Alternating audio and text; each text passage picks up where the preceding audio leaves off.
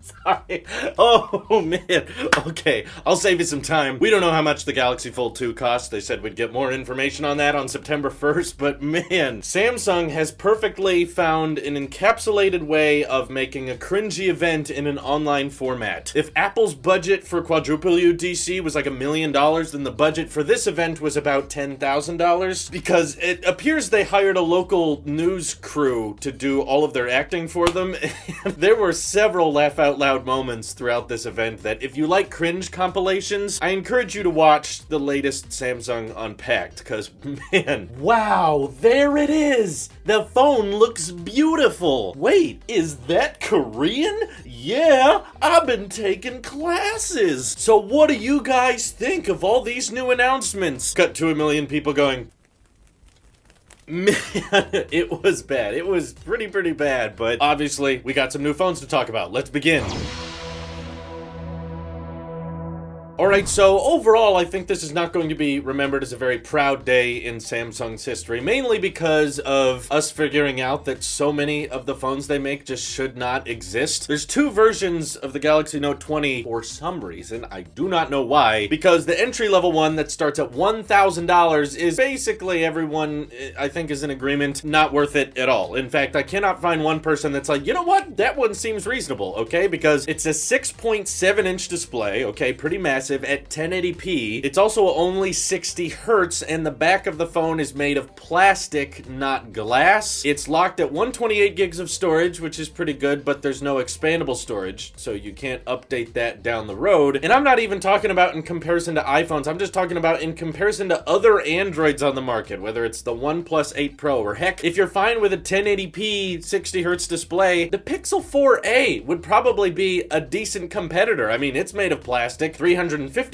versus $1,000. I guess this is the price you pay for the Snapdragon 865 Plus along with 5G modems, because the Note 20 does have that going for it. Battery of 4,300 milliamp hours, a 64 megapixel camera on the back, no periscope style lens, so you still can zoom in a lot, but knowing Samsung's computational photography aside, don't expect this to be industry leading when it comes to comparisons with iPhones or Pixels. But yeah, it definitely feels bizarre that you'd be getting a plastic phone at the $1,000 price segment. That's something you would expect in the sub $500 phone department. So I, for one, am very confused why this phone exists, why Samsung thinks anyone would buy it, other than maybe its sole purpose is so that they can say the Note 20 lineup starts at $1,000. They literally made a phone just so that they could advertise a certain starting price. The much better deal that I think a lot more people would be interested in is the Galaxy Note 20 Ultra 5G, whole big mouthful, at an extra $300. So that's right, this is a $1,300 phone, much closer to that S20 Ultra price point, and this, of course, has that 108 megapixel sensor that performed oh so well, didn't it? We remember that one? Yeah, no, wasn't very good at dynamic range, autofocus was a mess, and overall people were not impressed with it. It was a classic example of megapixel does not mean good, but this gives you a massive 6.9-inch, nice display. Thankfully, at 120 hertz, you got a 4,500 milliamp hour battery, you've got that periscope lens, although this one doesn't do that 100x space zoom. Aw, I know, we all love that so much. This one is limited to about 50x digital zoom, but it actually got a little bit of an improvement to 5x optical zoom instead of 4x, which is what it was on the S20 Ultra. So honestly, these Ultra camera phones super zoom are always really pathetic. The pixel quality is awful, and I never ran into circumstances in which they were useful, but it's cool, you know, you can zoom in a lot, that's fine. It of course has the S Pen, the Snapdragon 865 Plus. This one does have expandable storage, so you pay extra, you can afford to pay extra for storage, and internally goes up to 512 gigs, which I'm sure will be well over the $1,400 price margin. But after seeing these two phones come out today, I'm like, okay, Samsung, $1,300 for the Ultra phone with the zoom and everything, that's a lot better than the S20 Ultra, which was $1,400 with its massive display. Maybe it's just me, but wouldn't it have made more sense to, instead of having 3 versions of the S20, just have 2, don't have the Ultra, just do the S20 S20 and S20 Plus. Those are solid phones. They're kind of expensive, but they're decent. And then reserve the Ultra phone just for the Note and only have one size, because this $1,000 smaller Note 20 that's made of plastic just feels like a total ripoff to people. They don't want to be spending that much money on a phone and be so limited in that regard. 1080p, 60 hertz. These are not things you expect from a $1,000 price target. I mean, this sounds like a phone Apple would make. Let's be honest with ourselves here. But there's essentially two phones now in the lineup that I feel like shouldn't exist. S20 Ultra should have just dropped that one. Didn't need to happen. And the entry-level Galaxy Note 20 should have dropped that one. They should have just had S20, S20 Plus, and Note 20 Ultra. That would have been fine, okay? 3 phones for the lineup. You've got $1,000, $1,200, and $1,300 for the phone that gives you a pen for those who care about the pen. I think that would have been fine, but hey, Samsung likes making lots of phones, one of which is, of course, the Galaxy Z Fold 2 5G Ultra. I don't know how many names it has, but they essentially just confirmed the design, which we all kind of knew already, but they love talking about how this updated design language has, you know,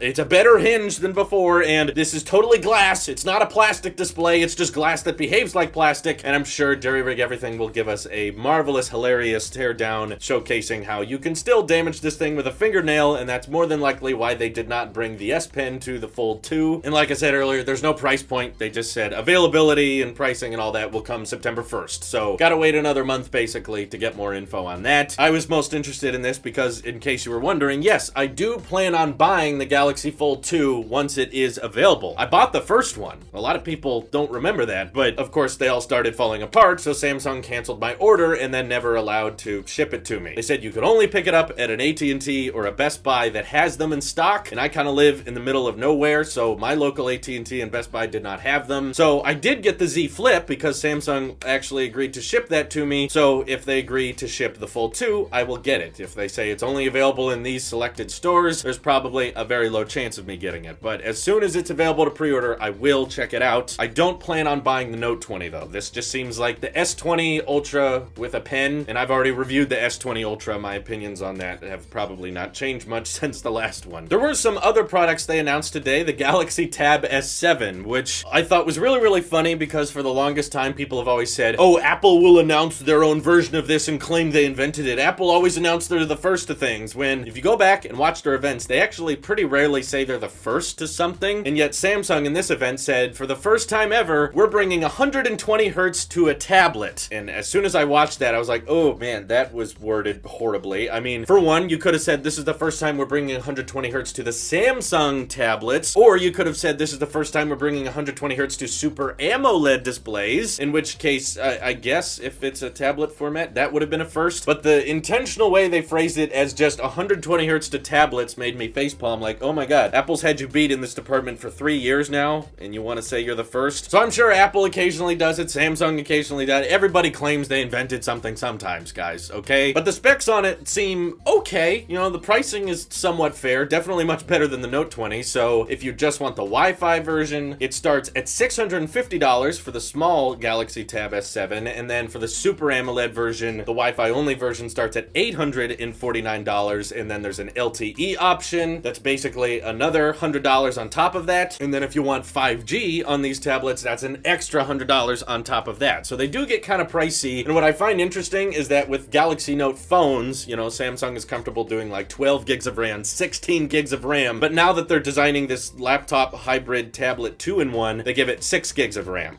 You know, that big display with all this multitasking features, they give that less RAM than the phones, which I don't get, but I'm still not a big fan of that stylus placement on the back. That seems kind of impractical to me, but of course we know how Android is on tablets. It's always been kind of clunky, so you essentially have to convert it into a Chromebook by getting the keyboard and trackpad case to dock it, and that's how you make it work. But pricing wise, it kind of does undercut the iPad Pro. That is the latest generation, but at the same time, you also got to consider that there's certified refurbished 2018 iPad Pros that can undercut this, and because of simply just app support, you know, the number of Pro apps you can get on the iPad vastly outweigh the number of Pro apps you can get on an Android tablet, and also just years of support. You know, the iPad Air 2 got 7 years of updates, whereas these Tab S7s you could be spending $700 to $1,000 on. These are probably going to get like 3 years of software support. So if you're buying your tablet to last and you care about productivity apps and that kind of thing, I would say the iPad still absolutely has these things beat. The only thing these have over the iPad is likely the display, you know, being an AMOLED and maybe some better contrast ratio and more vibrant colors and that kind of thing, but I'm fine with the LCD on my iPad Pro, so I'm not really planning on picking up a Tab S7 because, in my opinion, what's on the screen matters a lot more than the screen itself. So the cameras on the Tab S7 also don't look too impressive. It's kind of bizarre to see the rear-facing cameras be 5 megapixels and the front-facing camera be 8 megapixels. They do have the Snapdragon 865 Plus, though, which I'm glad to see. Basically, the fastest they can get, but I'm sure A12Z and the A14 chip are going to crush all of these Snapdragon chips in just a couple of months. They also talked a little bit about the Galaxy Watch 3, which is bringing back the rotating bezel. It's got some health features. Once again, it's not running watchOS, so I have a hard time seeing how it's going to compete. And they introduced beans. So yeah, there's beans now. You can stick them in your ears, and these have active noise cancellation, which is pretty good. The battery life is almost as good as AirPods, but I'm interested to see how active noise cancellation works on these things, given they don't really have rubber tips. But absolutely expect to get memed to death because there's so many bean memes already, and I'm sure you'll probably be able to get them if you pre-order the Note 20 or something like that. These are available for pre-order tomorrow, by the way. Note 20, Tab S7, and the Galaxy Buds. The Galaxy Fold 2, of course, we're going to have to wait a little bit longer on, other than the fact that we know now they basically have the same cameras as the Note 20. They've got 120 hertz on the internal display. They've got slimmer bezels and camera hole cutouts instead of those giant chonk bezels they used to have. The design of it looks great. I just don't see it really tackling any of the major issues the first Galaxy Fold had, which was too expensive, and the people designing it are not really great at designing interfaces on a tablet. So spending that much money on a phone/tablet hybrid doesn't really make a lot of sense. And if they're not revealing the price today, I imagine it's because it's probably not very good. I expect this thing to be well over $2,000 likely, but the people who have liked foldable phones before will continue to like foldables with the Fold 2, and the people who weren't sold on foldables probably aren't going to change their mind. So it's just kind of leaning more into the niche. What do you guys think of all the stuff Samsung announced today? Feel free to hit me up over on Twitter, join my Discord, and talk more about this cringe fest over there. But first, let me perform an outdoor workout. I will follow along with my TV demo.